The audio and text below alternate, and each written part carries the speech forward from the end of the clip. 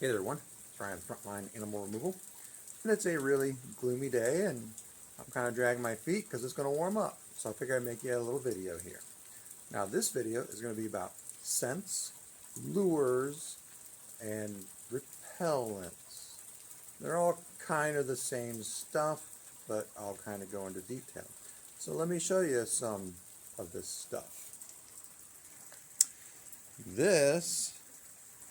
So we got 4 little vials down there and 2 big jugs up here. This is a liquid. It's made for squirrels. They don't eat it. It smells good to squirrels because it is made up of things that they like to smell. This is a lure made for raccoons. It smells good to the raccoons, but it tastes bad to the raccoons. And down here we have some stuff that is made for various critters. And the key to all of these is scent of smell. Now when it comes to wildlife, there's a couple different ways you can view smell.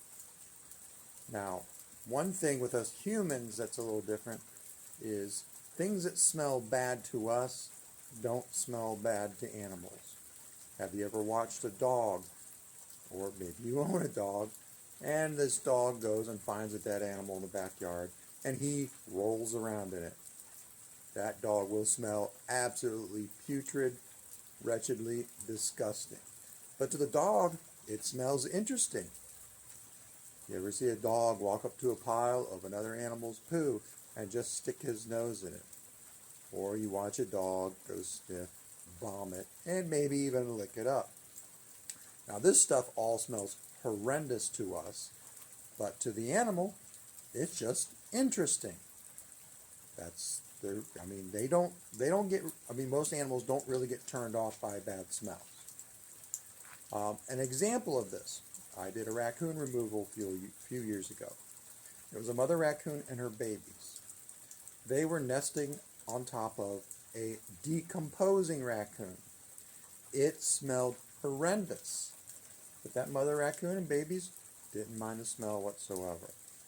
So we got to think a little differently about how smells affect animals and how these smells affect the animal's taste.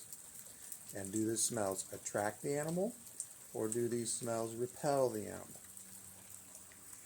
All of these smells are, well, this one smells good, but all the others smell kind of bad.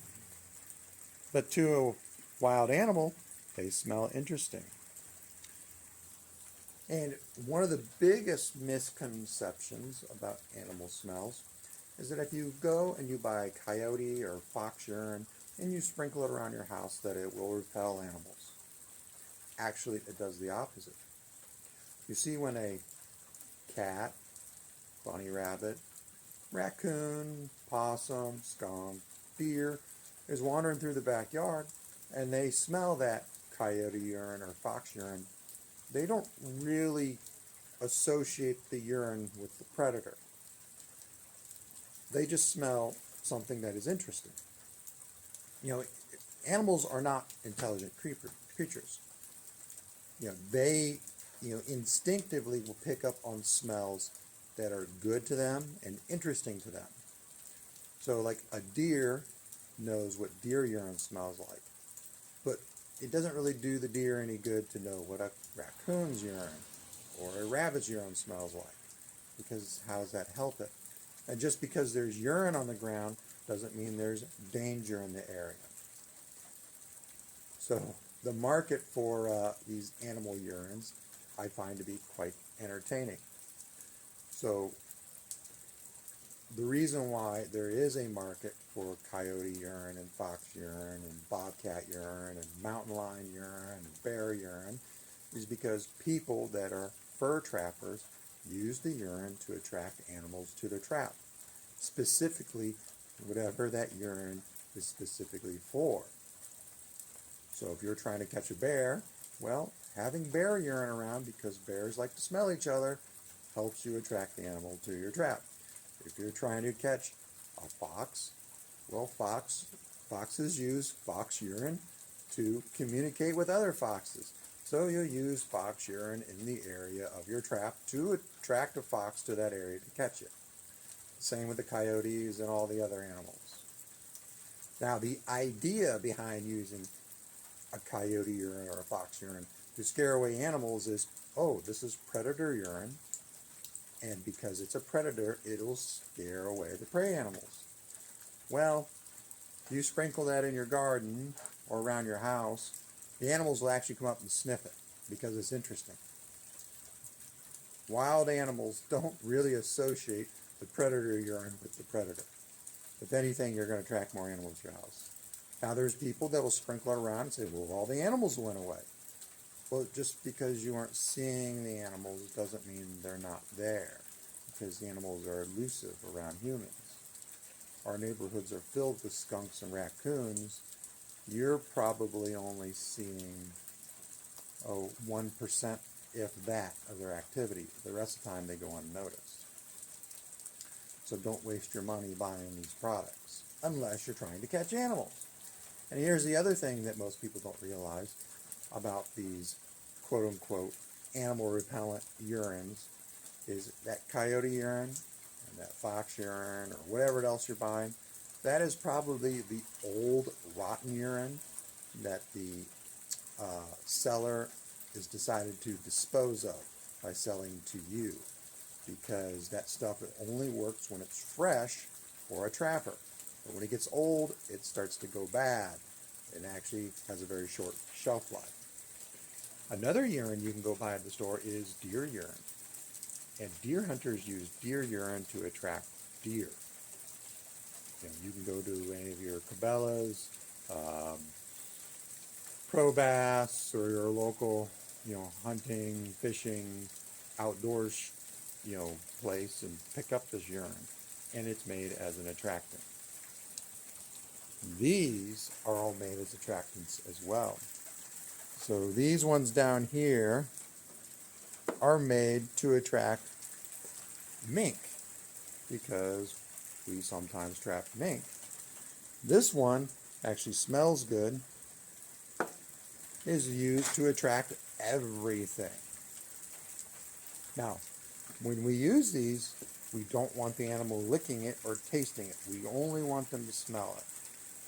This one I use a lot of to attract squirrels. It is a liquid. It probably tastes very bad. I've never asked a squirrel a question and gotten a good answer, but it's made for them to sniff and smell. We humans are very visual. We use our eyes as our dominant way of moving through the world. Wild mammals primarily use their sense of smell for navigating through the world. Occasionally people have a blind dog or a blind cat. Those blind animals seem to do pretty good because they have their sense of smell and they got their hearing, which is really all that they need to get around pretty well. So that's what lures are for, to attract animals. Now there are repellents you can go buy. Many people try mothballs. Well, in my experience with mothballs, they don't really repel animals. I think they just annoy animals. The reason why I know that they don't repel animals is I've set my traps on top of piles of mothballs and I catch animals. Also, if you throw mothballs into your attic, the animal might get annoyed with the mothball. You know what he's going to do? He's going to walk to the other side of the attic until he's used to the smell.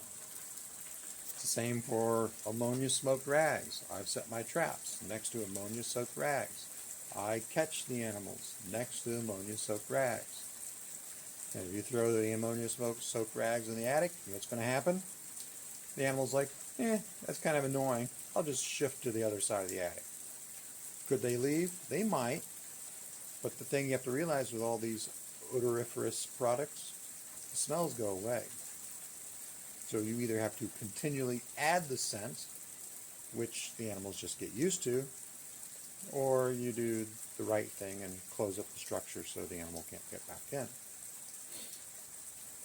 Some people will try all kinds of crazy things with different things that smell bad. And the reality is, These sense of smells to the animals don't necessarily smell bad to them. They could smell interesting. And if they are annoyed by them, they just shift locations. For us, the smell of something that's rotting and decomposing can make many of us get sick to our stomach. But to a dog, a raccoon, possum, skunk, it's just an interesting smell. To us, the smell of mothballs might be horrendous. But to a wild animal, it might not be so bad. To us, the smell of ammonia is really strong. To a wild animal, it might not be that bad.